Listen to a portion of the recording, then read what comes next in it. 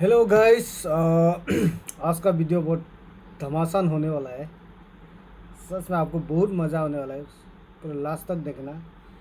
As far फॉर्मिस की system बदलना है को मैं सिस्टम का ऊपर में जो मैंने एडी डेमोक्रेटिक मॉडल उस हिसाब से मॉडल मीन्स एक प्रोसेस है। किस तरह से डेमोक्रेटिक मॉडल से हम अपना सिस्टम को चेंज कर सकते हैं। एक चीज़ ये चीज़ को मैंने बताया गया। और देसी पॉलिटिकल सिस्टम ये सिस्टम को दोहराएगा। और देसी पॉलिटिकल सिस्टम से क्या चेंजेस आएगा वो चीज़ को मैं बता रहा हूँ। सिंपल जो भी मैं आप लोग जितना भी स्टूडेंट है और वर्ल्ड वाइड सब सभी को मैंने बोला कि सिस्टम जो है बहुत इम्पोर्टेंट है।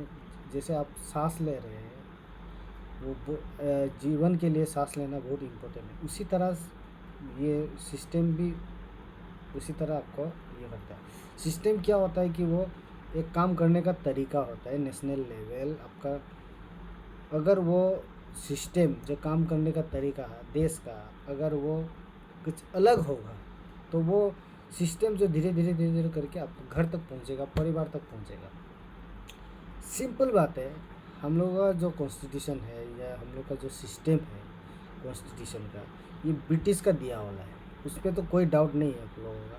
और किसी को डाउट है तो आप लोग खुद देख लीजिए। सारा एक्ट 18 ब्रिटिश टाइम का ही है। और उस पर सारा लूट लूट किस तरह से लूटना है वो सारा ट्रिक्स है। और उतना भी आप समझ लीजिए अब तक इंडिपेंडेंट भी हमारा जो पॉलिटिशियन है हमारा जो कांग्रेस गवर्नमेंट जो था वो कंटिन्यूस फ्लो अप किया था ब्रिटिश ब्रिटिश का साथ में। और ब्रिटिश इंडियन के साथ अच्छा कांटेक्ट रहा।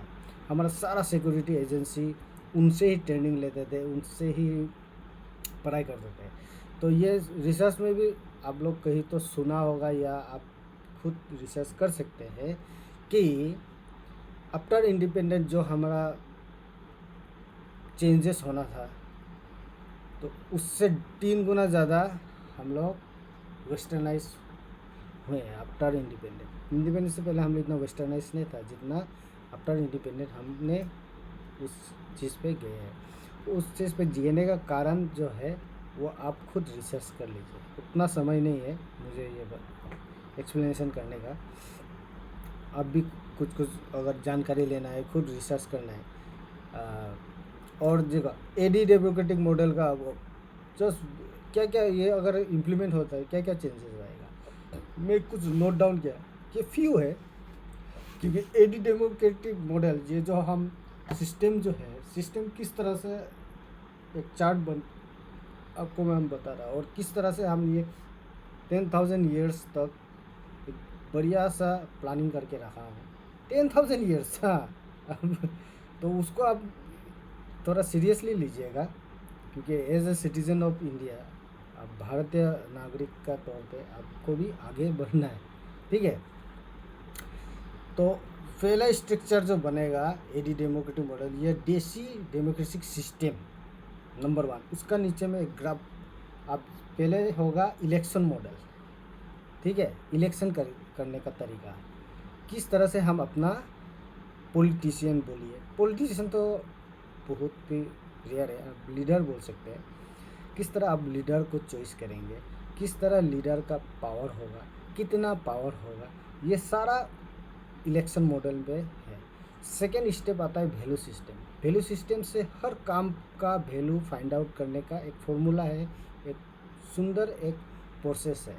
तो वैल्यू सिस्टम बहुत ही पर विदाउट इलेक्शन मॉडल से आप लीडर चॉइस किए बिना आप वैल्यू सिस्टम को नहीं ला सकते। और थर्ड पे मैंने बनाया है जो 10,000 ईयर्स तक चलेगा वो है रॉयल मैनेजमेंट। रॉयल मैनेजमेंट जो है एक काइंड ऑफ बुक्सी है। एक्चुअली मैं उसको बुक्सी कहूँगा। ये रॉयल मैनेजमेंट ये जो आपको एक रॉयलिटी फील करता है लाइक ए किंग मेकर कुछ देश पे बहुत इंपॉर्टेंट रोल प्ले करने वाला है। एग्जैक्ट किंग जैसे भी नहीं होगा लेकिन देश के लिए आपका एक इम्पोर्टेंट रोल प्ले। तो citizen of India direct involve होगा देश पे एक इम्पोर्टेंट रोल प्ले करने वाला इंसान बन जाएंगे आप, अगर आप देसी डेमोक्रेटिक मॉडल को फॉलो करते हैं और इम्प्लीमेंट करने के लिए हम सब एक साथ जुड़े, अगर जुड़े, अगर ये सारा जो प्रोसेस, अगर डेमोक्रेटिक मॉडल है, क्या क्या चेंजेस आएगा, कि थोड़ा तो ब्रीफ तो मुझे करना होगा। सारा ब्लूप्रिंट तो मैं नहीं दे सकता हूँ, क्योंकि हाईजैकर बहुत खतरनाक है। हमारा देश में जो होता हाईजैकर ज़्यादा है, कॉपीराइट करने का, हाँ, दूसरे का क्रेडिट को छीनने का। इसका प्रूफ तो आप इतिहास से सारा ले सकते हैं, गांधी जी से लेके उससे महाराजा से लेके आप सब जगह में देखिए। गांधी जी का फ्रीडम स्ट्रगल का क्रेडिट किसने लिया, याद करो, कांग्रेस ने, ठीक है। आफ्टर इंडिपेंडेंस सारा क्रेडिट किसने लिया, कांग्रेस ने। कांग्रेस फॉर्म किसे हुआ, ब्रिटिश ने। कांग्रेस तो ब्रिटिश का था, ब्रिटिश ने फॉर्म किया। ज़्यादा हम उसमें नहीं बोलूँगा, जो चीज़ आप खुद भी देख सकते हैं उस पर मैं ज़्यादा फोकस नहीं करूँगा। ये ब्रिटिश सिस्टम है, इतना याद रखना, इसको हमें जड़ से उखाड़ना है। अब ये सिद्धांत बना दिए। मेरा लक्ष्य जो है ये खाली मेरा इंडिविजुअल का नहीं है, हर इंसान का एक लक्ष्य होता है। किसी का परिवार के लिए होता है, किसी का देश के लिए होता है, किसी का बिजनेस के लिए होता है, बहुत कुछ होता है। और मेरा लक्ष्य मैं खुद बनाया हूँ ऐसा भी नहीं है। मुझे एक ये, और आपको ये बिफोर स्टार्टिंग ये प्रोसेस का थोड़ा ब्रीफ करने से पहले आपको थोड़ा सा, आपको मेरा बैकग्राउंड का, कैसे मैं ये देसी डेमोक्रेटिक मॉडल ये सब चीज़ में क्यों, मैं ये सब चीज़ में क्यों आया, आपको हम थोड़ा मेरा पास को मैं बताता हूँ। मैं एक सिंपल, मुझे एक एनसीसी का कैडेट था। मैं एक बहुत दिल से मैं एनसीसी फॉलो करता था, और एनसीसी का कमांडर था, जनरल कमांडर। तो एक एनसीसी कैंप पे ग्रुपिंग फायरिंग होता है, उसमें मैं गोल्ड मेडलिस्ट लाया था। तो उस टाइम को इंडिया का ये अच्छा बढ़िया जनरल आया था, जो आर्मी जनरल, उसने मुझे बुलाया, ठीक है। जब प्राइज डिस्ट्रीब्यूशन ऐसा कुछ होता है शाम का समय में, गेम ख़त्म होने के बाद उसने ये बुलाया था। तो बुलाया, मैंने गया, जय हिंद साहब, सैल्यूट मारा, पूरा आर्मी स्टाइल, ओके। तो एनसीसी कैसे डिसिप्लिन मेंटेन करता है, आप जो एनसीसी कैडेट है उसे पता होगा, इट्स लाइक है आर्मी। और वार होता है तो आर्मी फ्रंट पे रहता है, तो बैक पे एनसीसी कैडेट रहता है, आप ये याद रखिए। पुलिस भी नहीं रहता है, एनसीसी कैडेट रहता है। सो देश का आर्मी का साथ में पूरा कदम से कदम मिला के कोई चल रहा है इस देश पे, बनने से NCC cadet, national cadet group, जो एक स्टूडेंट ही रहता है, स्टूडेंट ही है, ठीक है। तो जय साहब बोला मुझे अब क्या बनना चाहता हूँ, मैं तो एक सर मैं आर्मी बन के कुछ देश का सेवा करना चाहता हूँ, मैंने सीधा ये बोला। तो उस आर्मी जनरल ने मुझे ये बोला कि देश की सेवा के लिए तो हम भी हैं, आप जैसे लक्ष्य को साधे हैं अर्जुन जैसा, आप उसी तरह देश का अंदर में भी रह के काम, और आप जैसे लोगों को चाहिए कि अंदर से ही कुछ करना है। उस समय पे मैं क्लास 8 स्टैंडर्ड पे था, मुझे कुछ समझ में नहीं, लेकिन एक बड़ा इंसान, एक आर्मी ब्रिगेडियर कोई मामूली इंसान नहीं है एक आर्मी का एक ब्रिगेडियर है भाई, वो कुछ तो मुझ पे देखा होगा, ठीक है। मुझे तो सिंपल आर्मी बनना था, देश के लिए सेवा करना था, देश के लिए जान देना था, इस तरह सा मेरा एक ये था। तो आया, आके दोस्त लोग बोला, अरे क्या क्या बोल दिया, क्या डायलॉग आ रहा, तो मैंने बोला ऐसे ऐसे ऐसे।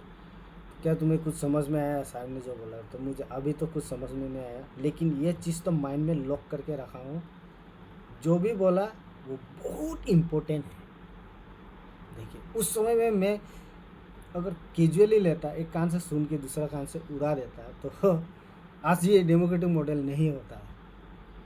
आज मैं यहाँ वीडियो बनाता ही नहीं, ठीक है।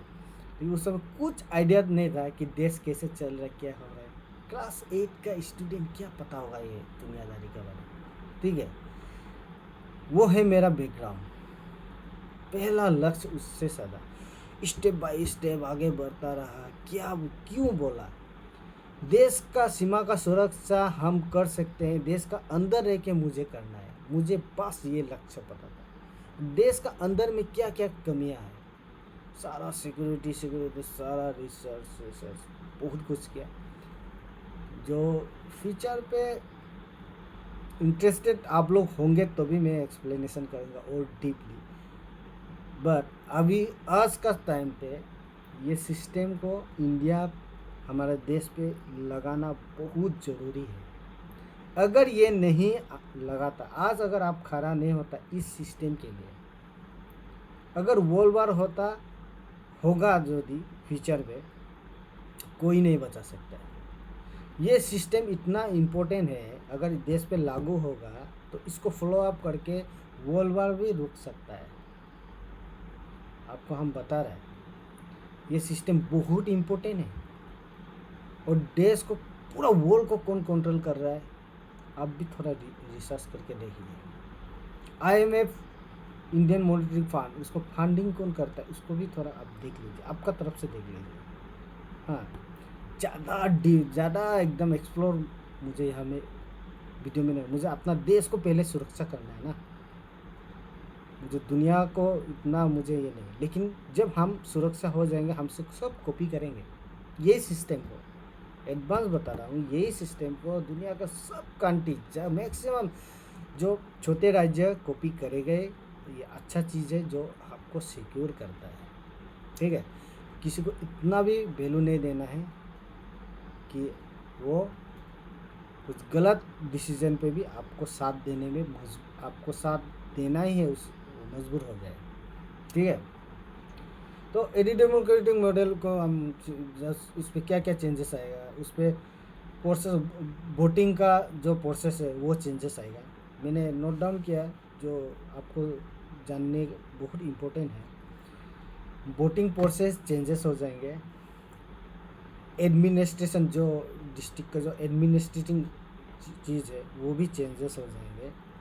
एजुकेशन सिस्टम चेंज हो जाएगा। अभी एजुकेशन सिस्टम चेंज हो जाएगा, इसमें आप लोग अरे थोड़ा जो भी और थोड़ा डीप बता दीजिए, एक दो लाइन बता दीजिए, ऐसा ऑब्वियसली होगा क्योंकि आपके लिए ये न्यू है। एजुकेशन सिस्टम आपको जस्ट ब्रीफ में मतलब एकदम सिंपल वर्ड में बताने से, आप पढ़ाई जब शुरू करते हैं उसी से आपका कंटिन्यूस आपका करियर डायरेक्ट डेवलप हो जाएगा। मीन्स कोई मेडिकल में इंटरेस्ट है, कोई मैकेनिकल इंजीनियर में इंटरेस्ट है, सॉफ्टवेयर इंजीनियर में इंटरेस्ट है, कोई आर्ट्स में इंटरेस्ट है, उसको पूरा फुल प्लेटफॉर्म मिल के बचपन से उसका इंटरेस्ट का बेस पे कंटिन्यू रनिंग है कि वो डॉक्टर इंजीनियर बनेगा या साइंटिस्ट बनेगा, कुछ भी बनेगा, एक अच्छा मैकेनिकल इंजीनियर बनेगा, वो खुद का मशीन डेवलप कर सकते हैं।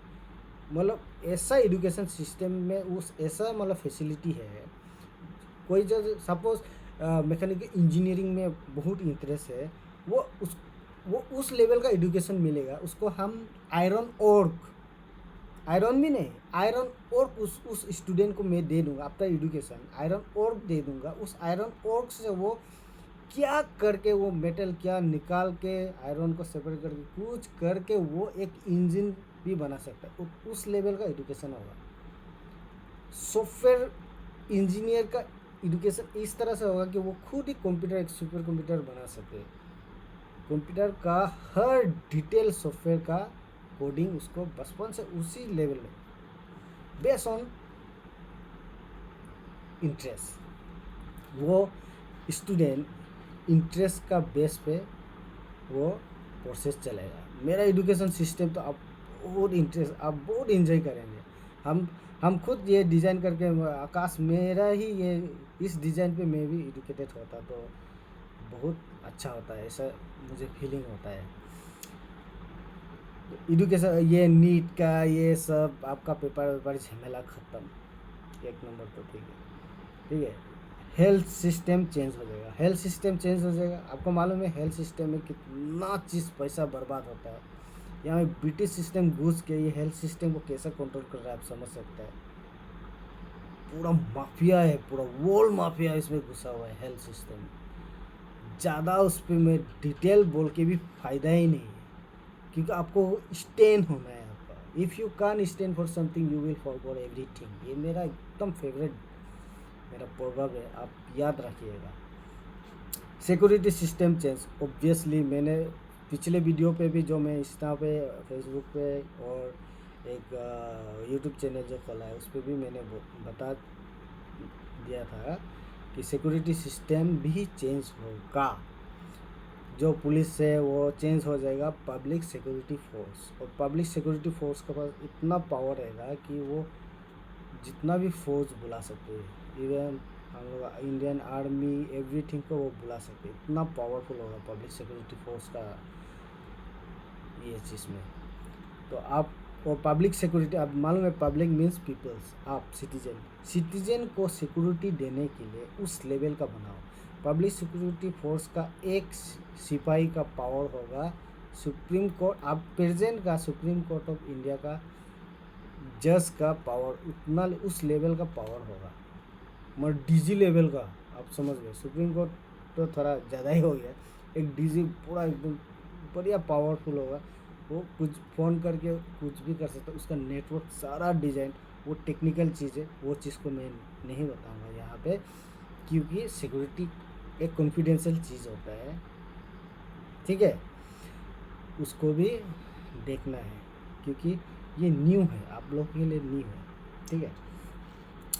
लो and order change into the rule and regulation, तो डेमोक्रेटिक मॉडल है, उस पर लो, आज देश किससे चल रहा है, लो एंड ऑर्डर से, जिससे हमारा पॉलिटिशियन लॉ मेकिंग करता है, उसका ऑर्डर इशू करता है, लॉ बनाता है, ऑर्डर कौन देता है, जो डिक्टेट कर रहा है, जो राज कर रहा है।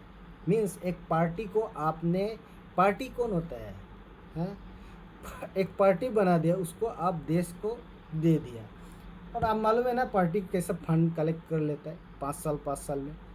अब कांग्रेस का समय में 3500 करोड़ का उसका खाली बजट था, मीन्स वाइट मनी में उसका जो बजट बना लिया था 3500, उससे 2000 करोड़ वो इलेक्शन में यूज़ किया था डेट टाइम। आज बीजेपी का भी देखिए बजट कितना है, 10,000 करोड़ से ऊपर हो गया। इतना पैसा आप उसमें उन लोग को दरमा दे रहा है ना, MP MLA बीजेपी का जो भी हो जीत रहा है तो उसको सैलरी दे रहा है ना, देश का जनता का टैक्स का पैसा, आपका रिसोर्सेस का पैसा आप टैक्स दे रहे हैं ना, फिर भी वो फंड अपना निकाल रहा है भाई, कैसे निकाल रहा है वो तो हम बता दिए ना पिछले वीडियो को। आपको स्ट्रॉन्ग होना पड़ेगा। अब जाग जाइए आप, सीधा सीधी बोल रहे हैं। और एक बात याद रखिए, मैं नोटिस का हूँ ना, अंडर एस्टिमेट मत कीजिए प्लीज़, क्योंकि अभी आर पार का युद्ध है। आपको खाली देश का आउट ऑफ कंट्री में बहुत कुछ चल रहा है इंडिया का खिलाफ में, इंडिया को किस हालत में लाने का इतना ज़्यादा बड़ा प्लानिंग कर रहे हैं ना, तो कुछ आइडिया ही नहीं है।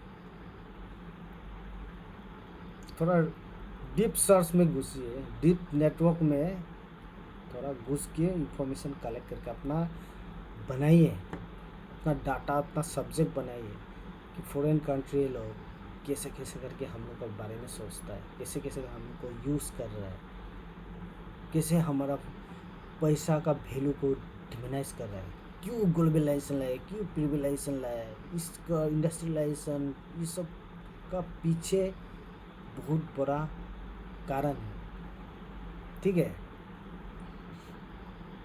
फाइनेंशियल सिस्टम भी चेंज होगा, और हम बताया था इलेक्शन मॉडल, यहाँ पे वैल्यू सिस्टम, और ये फाइनेंशियल सिस्टम जो चेंज होगा वो come under the value system. Means value system, financial system जो चेंज होगा तभी जब आप वैल्यू सिस्टम को रेगुलेट कर सके।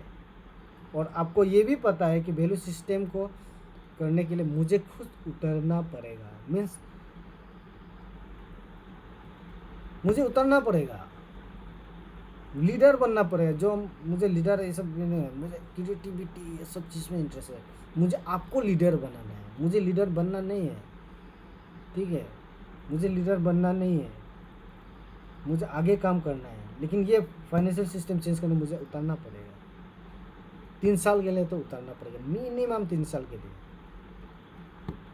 और अच्छा पोजीशन में उतारना पड़ेगा। तो ऑब्वियसली इसको तो आप समझ सकेंगे। और बहुत इंटरेस्टिंग, आपको बोला है ना वैल्यू सिस्टम में क्या होता है। अब आज अगर 10 रुपया में आप सपोज एक चावल 1 किलो आप खरीद सकते हैं, सपोज बोल रहा हूँ, 30-40 हो सकता है आज का रेट में प्राइस।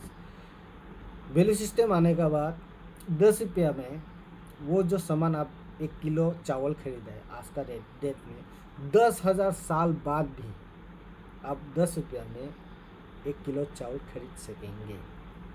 मीन्स इसमें lots of thing to implement it, lots of calculation जो आपको कोई नहीं बता सकता है। Without me you can, process है, साइंटिफिक चीज़ है वहाँ में, जिसको वैल्यू सिस्टम में तो एक यूनिवर्सिटी में हम अलग से एक डिपार्टमेंट बना देगा वैल्यू सिस्टम के लिए, सच में बोल रहे हैं, क्योंकि ये बहुत इम्पोर्टेंट है, क्योंकि ये पूरा दुनिया को वो अपना कैलकुलेशन में ला सकता है, दुनिया को एक समझा सकता है, रास्ता दिखा सकता है। ठीक है, कंपनी सिस्टम चेंज, ऑब्वियसली सारा कंपनी जो रही, कंपनी मीन्स क्या है, ईस्ट इंडिया कंपनी, वो कंपनी बन के कितना लूट मार, कंपनी एक जो ब्रिटिश का बनाया कंपनी बना के कैसा लूटता है, क्या लूटता है, कंपनी को ही आज सरकार ब्रिटिश सिस्टम है ना, कंपनी को ही पैसा दे के ये करप्शन कर रहा है, सीधा सीधी कंपनी तो हटेगा ही, उस पर इंडस्ट्रियल सिस्टम आ जाएगा, उसका में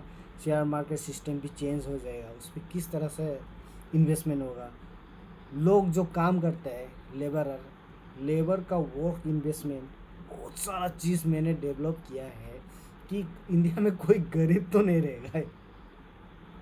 वर्क इन्वेस्टमेंट, काम भी इन्वेस्टमेंट में चला जाएगा, सोच के देखिए, आपका पास में काम नहीं है ऐसा हो ही नहीं सकता, बेरोजगार तो होगा ही नहीं। इन्वेस्टमेंट सिस्टम वेरी इंटरेस्टिंग, आप काम कर दिया, उस काम का बेनिफिट आपको ज़िंदगी भर मिलता रहेगा, बहुत इंटरेस्टिंग चीज़ है।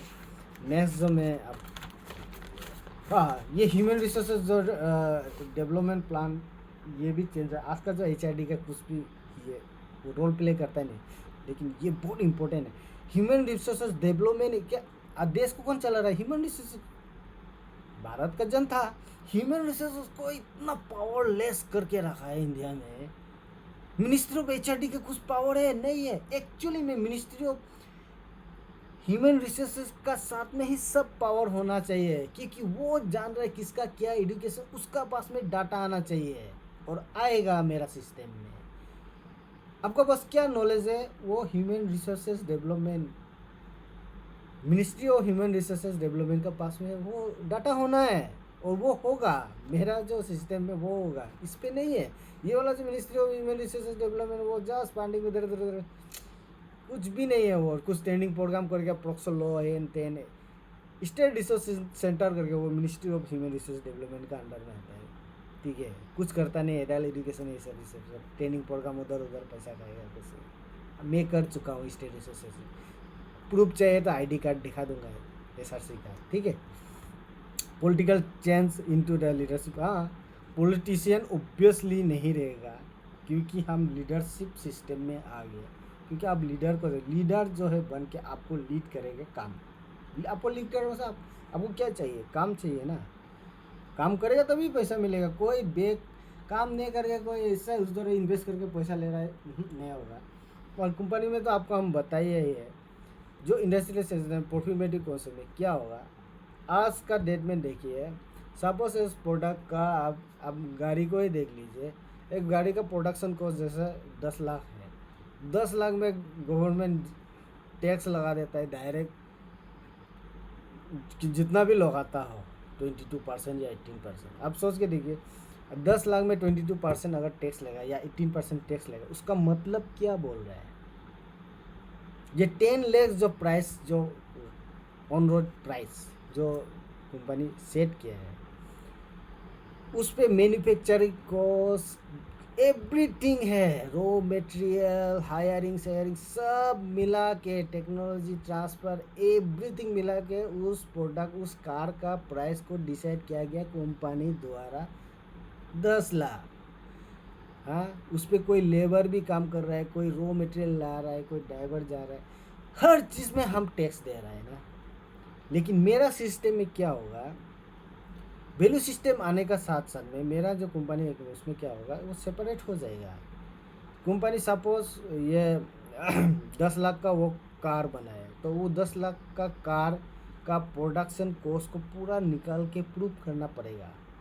ठीक है, वो निकाल के हाँ 10 लाख का है, और सच में 10 लाख का ये पूरा एवरी कॉस्टिंग को निकाल के, रॉ मटेरियल कितना कितना लगा सब, उसका बाद में उसको कितना वो प्रॉफिट में जाना चाहता है उस हिसाब से उसको प्रॉफिट फिक्स किया जाएगा। 5% प्रॉफिट, 10% प्रॉफिट, क्या प्रॉफिट होगा वो उस समय में डिसाइड किया जाएगा। मैकेनिकल चीज़ में कितना प्रॉफिट लेना है उसका डिसीजन लिया जाएगा। ठीक है, तो लेने का बाद सपोज बोल मैकेनिकल आइटम में सपोज उसमें 10% प्रॉफिट मोटिव फिक्स किया गया है। अभी टैक्सेशन कैसे होगा मालूम है, जीएसटी किस पे लगेगा, उस 10 लाख में नहीं होगा। उस 10 लाख का जो 10% प्रॉफिट जो निकलेगा, प्रॉफिट मोटिव तो 10% से ज़्यादा नहीं ले सकता है, तो 10% में जो प्रॉफिट लेगा, सपोज 10% में कितना होगा, 1 लाख रुपया होगा। 10 लाख का 10% कितना होगा, 10 लाख 1 लाख होगा। तो 1 लाख रुपया जो प्रॉफिट मोटिव कॉन्सेप्ट में आ गया, मीन्स उस प्रोडक्ट का प्राइस अभी हो रहा है 11 लाख। ठीक है, वो 1 लाख जो प्राइस बना है, उस 1 लाख प्राइस से ही गवर्नमेंट आज कितना ले रहा है, 18%। उस 1 लाख का ही वो 18% टैक्स ले सकता है। वो पूरा प्रोडक्शन, पूरा यूनिट, कोई लेबर कुछ काम कर रहा है, हिल रहा है, फिर रहा है, कोई ट्रक ऊपर नीचे किया, उसका वो टैक्स नहीं ले सकता। खाली प्रॉफिट का ही टैक्स ले सकता है, 18%, 20% जो भी हो, वो खाली प्रॉफिट का ही टैक्स ले सकता है। वैल्यू आ रहा है ना, आपका पैसा का वैल्यू आ रहा है ना,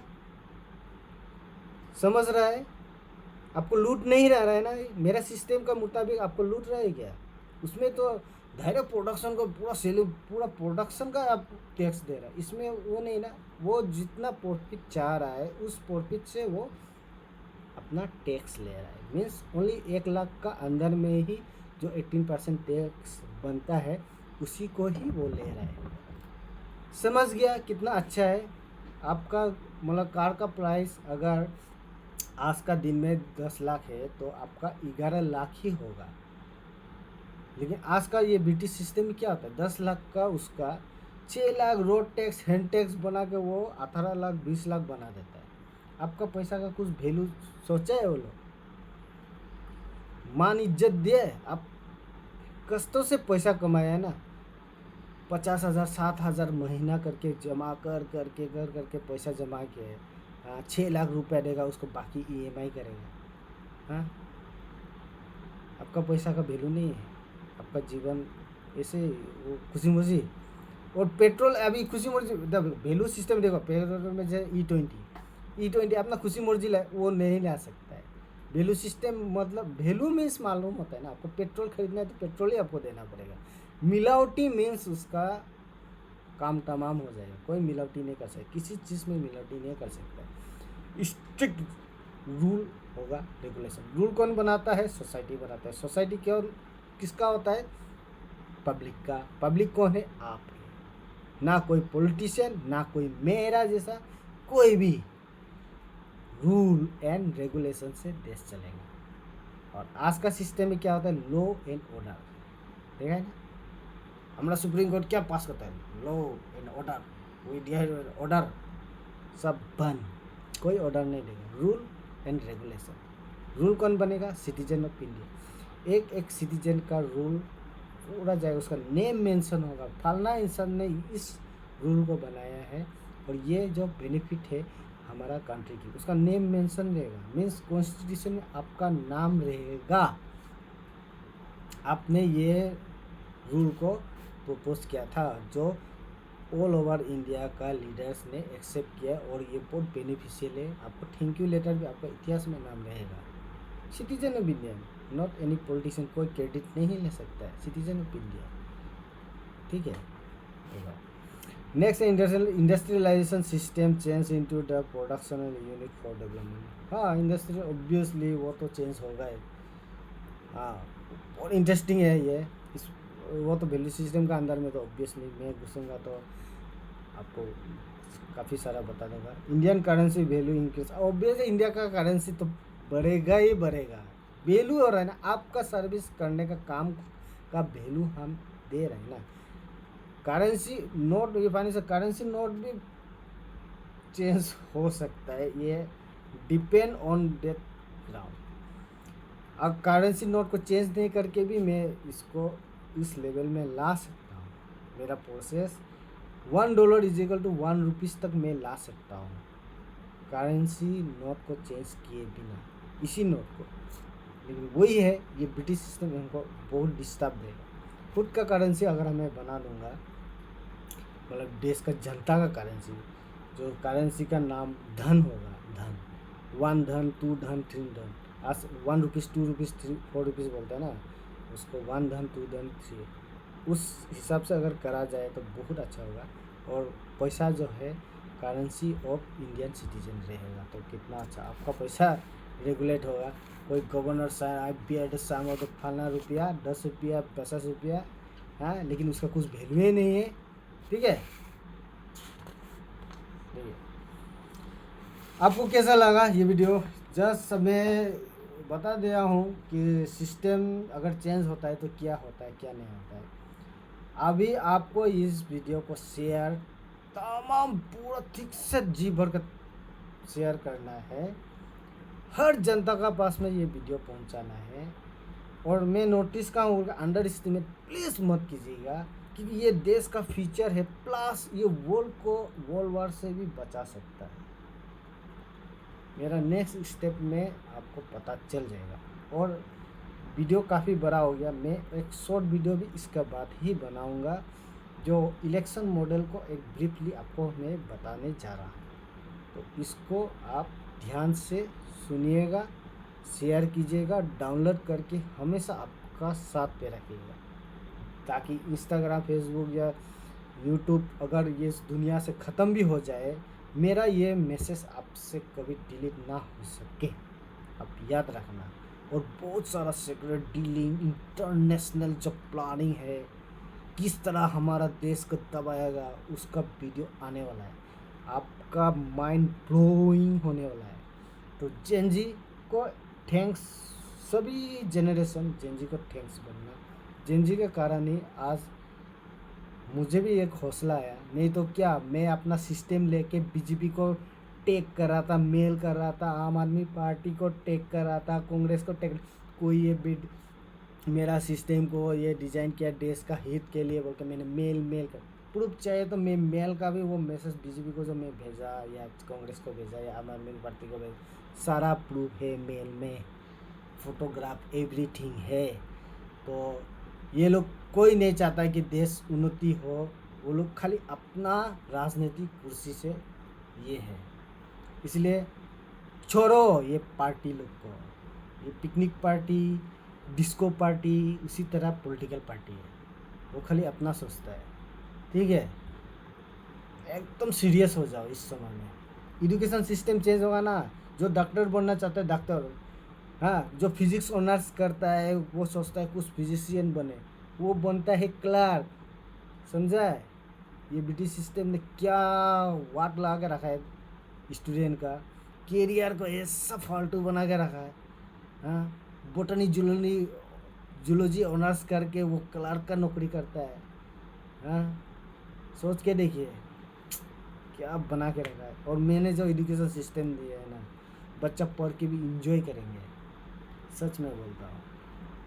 आप याद रखिए, देश को आगे बढ़ाना है, सिस्टम चेंज होना ही पड़ेगा, और मैं तो वो करूँगा ही, करके ही छोड़ूंगा। मेरा लक्ष्य है, मेरा देश का आर्मी का लक्ष्य मुझे साधा है।